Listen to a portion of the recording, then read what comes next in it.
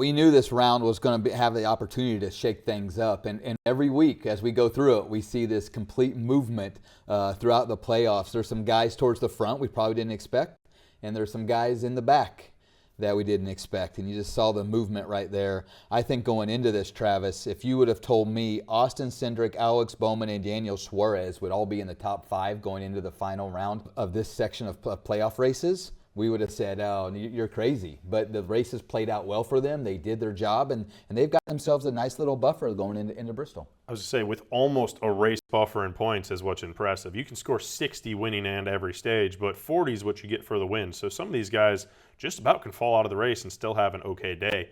And then you look down to the other side of it. Yeah. You got Denny Hamlin, who we all thought was going to be a championship favorite. I mean, almost every year, he's on the outside looking in. Martin Truex, Brad Keselowski, Ty Gibbs right there on the cutoff line. It's everybody's game. The chaos round has really shook this up like we've talked about. As surprising as this left side of the board was for me when looking at it after the race, almost as surprising as seeing Kyle Larson and Denny Hamlin and Martin Truex over here on the right, and 2 of them below the cut line already going into Bristol. So they've got some work to do this Saturday night. You know, we've talked a lot as we led into the playoffs about, kind of where the stress level starts. I think it's right here. 25, 26 points for guys that run decent at Bristol. They're probably going to be okay. Obviously, they're not free and clear, and they've lost a lot, like you talked about. So let's look at how all these guys fared. We're going to circle right here, right where I started that line, just below it. Ty Gibbs, Denny Hamlin, Brad Keselowski, Martin Truex Jr. But let's look at how they ran at Bristol last time. It's pretty amazing. Those guys are right in there.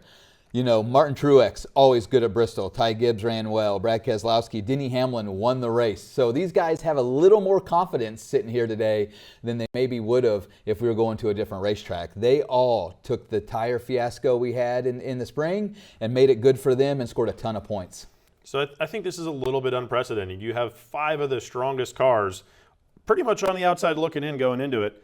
Let's just look at what would happen if they all ran like they did in the spring race and how the points would shake out after the race. So right here, Travis, what we have is if they ran exactly the way they did in the spring race, everybody throughout the field, and you put those points into it, who's going on to the round of 12? And what you see is Denny Hamlin needs that win. He's going to automatically advance. And it moves around a little bit. Chase Briscoe, who had a great week last week at Watkins Glen and got himself above, needs to score more than 24 points.